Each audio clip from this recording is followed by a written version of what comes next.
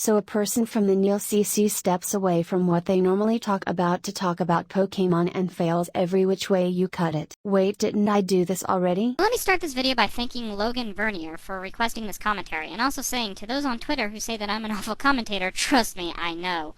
Believe me, you get worse. But that said, I enjoy making commentaries, so I'll continue doing so.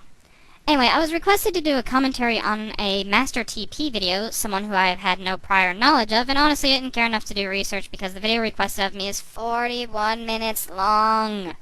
And there's no chance in hell I'm covering it all anyway. I'll probably watch more of these guys' commentaries later when I'm not set up for trying to be the defendant of Chaos Key 4013, or just be an asshole who sits and pokes at Master TP 10, Zera Rick, and Gale Force 3192, and start a fire that I have no business starting. Can you see into the future?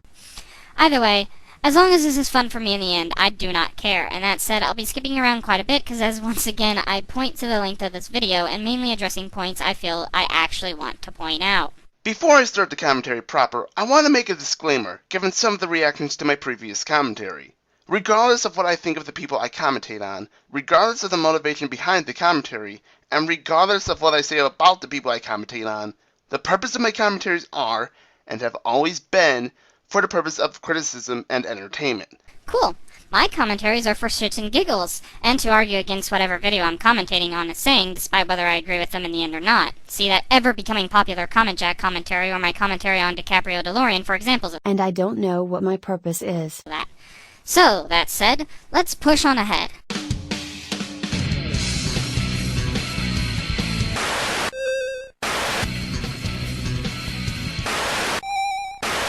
No! Don't you ever touch Lana again! Wait, what did you just shoot? Chaos Key? Yourself? The footage? Lana? Ryan? Ow! My Chipotle! That's a good question, actually. You bring no excuse as to random gunshot noise. It just comes off as, well, pointless. I think they were implying that he tried to shoot the intro but shot Ryan instead. Stop using my avatars! Why do you do this to me? Wait, how is Ryan still alive after that? However, the avatar of which I'm using in this commentary is my character, on which I spent hours drawing different reactions to. So if I really wanted to complain about someone using my avatar, it would have to be this exact one. Why do people hate clones so much? What did we do? It's not our fault we were created. It's our creator's fault. Yet we get all the blame. Hashtag Clone Lives Matter. Now, I know Sean's made a new intro since making this countdown, but we want to criticize what he changed for this Halloween edition of his old intro, just in case he tries to do— Wow, that's a bad microphone. I know that my text-to-speech voice is not the most pleasant thing to listen to, but at the very least it's something new. Having a bad microphone is nothing special. I suggest you get yourself a U37 microphone. You can get one for about $70. do this again. First off, the audio is fucking shit. Says the person who sounds like he's recording in his bathroom. What? Could you not find a better version of this on YouTube? Or even rip it yourself? All it is a random static transition clip you found that you inserted. Unedited, mind you! Into the intro, followed by bits and pieces from the opening of Pokemon Crystal. This is lazy. 1. I don't see how that's a problem too. Also, this is funny coming from you. Since all your stills are just PNGs you found on Google image results. And you didn't even bother to remove the background for any of them. So I don't think you have the right to complain about someone being lazy here, mister. You could have at least done something, like play the static clip for a second and then cut it at the beginning in order to have some form of glitchiness. Next Are you gonna murder him if he doesn't? is the fact that you're using unknown as something spooky, though I'm gonna let Gale cover this. Oh no, it's unknown spooky. I don't think it was even supposed to be scary. What one finds spooky or unnerving may not spook or creep out another. I myself find the movie It to be laughably bad. However, those with coulrophobia may think otherwise. I myself have an irrational fear of sitting under chandeliers, but my brother thinks it's absolutely hilarious. How has this not become an internet meme? Yes. It's subjective. And while sure, when one makes a subjective video, they can have a conversation started on maybe some better things that could have been pointed out or maybe better reasons for those entries, but in the end, it is subjective. And if he finds unknowns to be spooky, that's his prerogative. Just because something is subjective doesn't mean you can't criticize it. You can't just hand wave away criticism. But it's subjective. Wait, Mr. Demonic Entity sir, I'll fix that for you.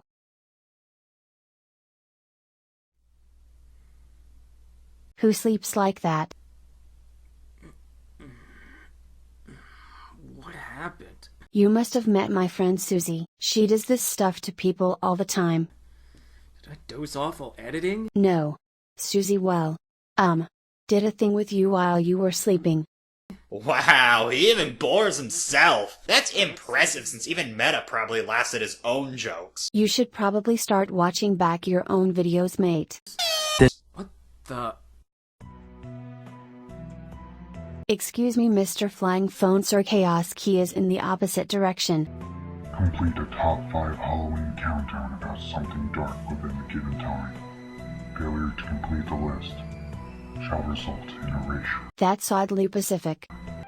I like these implications. It's now my headcanon that Sean is actually dead and these videos are nothing more than his eternal torment for being literally Hitler in a previous life, all because his parents never let him go to the Fall Out Boys concert with his golf girlfriend, which is totally different from Emo, by the way. So he ended up doing a murder-suicide on his family, but that failed since it turned out he didn't have the right dosage of weed to OD off of, so he went to jail and then played butt buddies with Big Bubba and ended up killing him due to Sean's weak pelvis.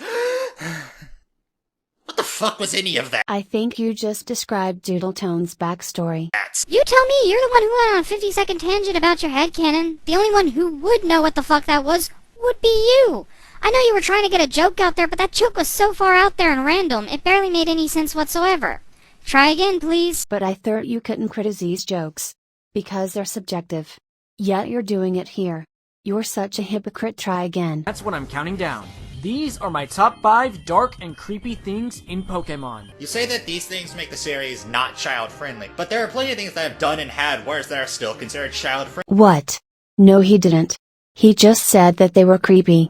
Not that it made it not child-friendly. Stop putting words in his mouth. Jesus Christ. The first generation. He says while showing footage from the Gen 3 remake. Okay, what's your point? Hate it. It's what introduced the world to Pokemon with its 150 monsters, memorable music, and some interesting locations, with one of the most standout locations being the one and only Lavender Town. The story of this town goes like this. Team Rocket invaded Lavender Town, kidnapped Mr. Fuji, and killed the resident Cubone's mother. Wait. They killed the Cubone's mother. In a kid's game. Rated E for everyone? More like rated E for explicitness. Yeah, off-screen death. Explicit. Look, I know it was a joke, but what I'm trying to say is, your joke is shit. Death isn't a common thing that is told to you in kid games. I like these implications. It's now my headcanon that Sean is actually dead and these videos are nothing more than his eternal torment for being literally Hitler in a previous life, all because his parents never let him go to the Fall Out Boys concert with his golf girlfriend, which is totally different from Emo, by the way. So he ended up doing a murder-suicide on his family, but that failed since it turned out he didn't have the right dosage of weed to OD off of, so he went to jail and then played butt buddies with Big Bubba and ended up killing him due to Sean's weak pelvis. What the fuck was any of that? That clip had nothing to do with anything. The music, at least in the original games, was a very unsettling tune. Yeah, the only reason that music was unsettling in the original games was because it was 8-bit. Does not change the fact that to him it was unsettling. Next! 1. Shut up, Doodletones. 2. The song isn't only creepy in the Game Boy versions. As in Pokemon. Let's Go Eevee. It sounds like...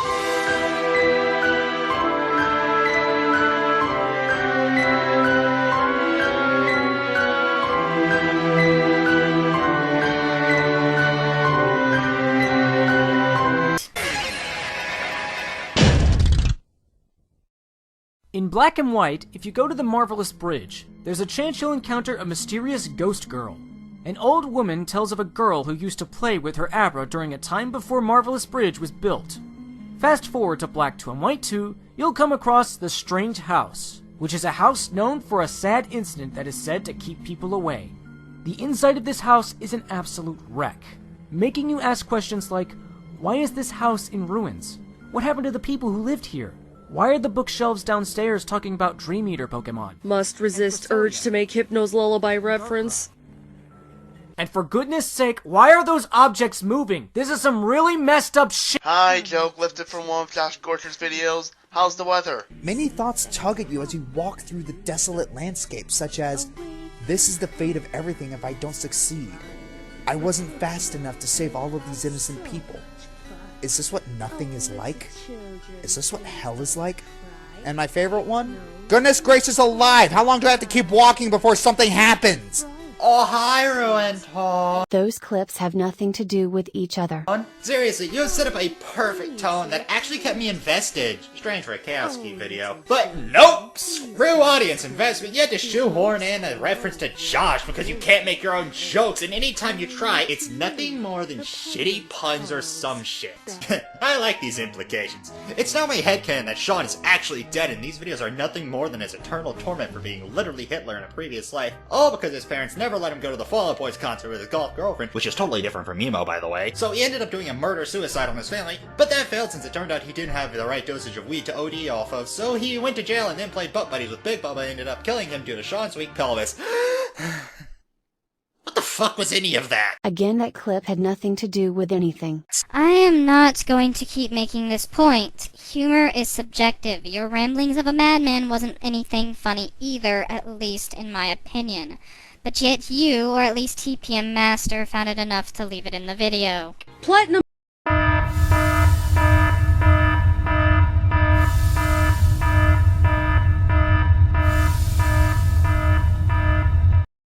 Wait, what happened? Oh no, this is Bad Doodle Clones. Has gone into attack mode. She is about to flip out. Any second now.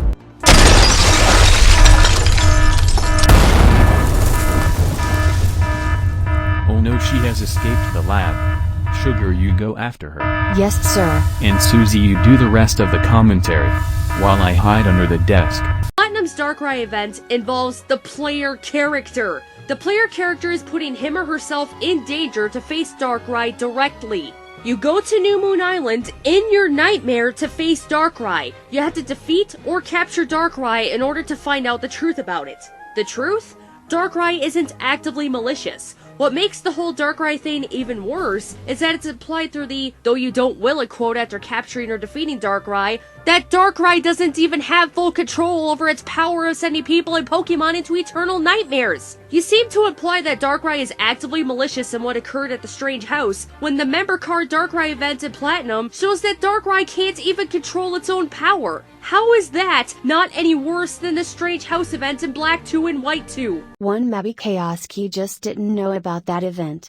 Too sorry, but I think a destroyed house is way more scary than a single Pokemon. Speaking of the Strange House in and of itself, the only reason I had so much to say in response here was because I've seen the member card Darkrai Platinum event for myself. The only reason I had much to say here at all was because I was comparing the Strange House event to something else. To tell the truth, I really don't have much to say solely about the Strange House event. I haven't played Black 2 and White 2 in a while, but seriously, I really don't remember much about my experiences checking out the Strange House when I played through Black 2 and White 2. When I don't even remember much of my own experiences going through that event, then it must not be all that creepy to me. This isn't your list now, is it? Next. Hey Doodle, I thought you said you would stop repeating yourself. Next. Reading these entries really make me question why these games are rated E. Litwick's Pokedex entry states that it pretends to be a guide in the dark, when it's really just absorbing the life force of those that follow it to fuel the light on its head. Considering the Celestial Tower and the previously mentioned Strange House are full of Litwick and a bunch of trainers, yeah, I don't want to think about what could happen. Lampent appears right when someone dies and takes their spirit away. They even so much as hang around hospitals for patients to die. So you're telling me the light that people see when they die is actually this lamp with arms? Man, no wonder people say not to go into the light when someone is about to die. Lamps? No! And that's why Ryan left the Neo CC. That's one down. So many more to go. And we just killed our punching bag.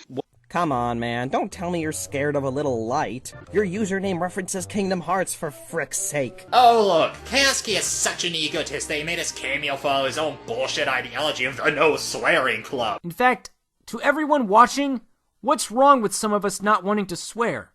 Maybe we're just trying to show more decency than the average person. Maybe we're just trying to set a good example for the youngins. And besides, it's like what Stuttering Craig said in that one top 10. You don't need to cuss to get your point across. How childish. Even Josh let Alex swear in their co-op instead of forcing him to oblige his ideology. Josh, that's a big fucking cake. That's a big fucking cake. Fucking. Now, just for clarification, that was meant to be censored, and the fact that it wasn't simply meant that Josh overlooked it when editing. That said, it also tells me that Alex doesn't have to tone himself down whenever he does something for Josh. I do not get that for your cameo. Okay, what's your point? What does this have to do with anything? And if somehow it Get back to the countdown! Oh, and while we still have this Even if he doesn't like swearing, that's his right. Maybe he wants to keep his channel PG. I mean, I don't give a fuck myself, but maybe he does. Can you get off this topic now? No? Let me skip it then. Didn't you say you liked the element of light?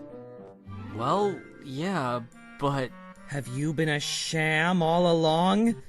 No! I am the Keyblade Warrior of Light, Chaos, and Shout! No, you fool, that would be me. And that's all I have to say about Doodle Tones for today. I hope you all have a nice day, and don't be a bully.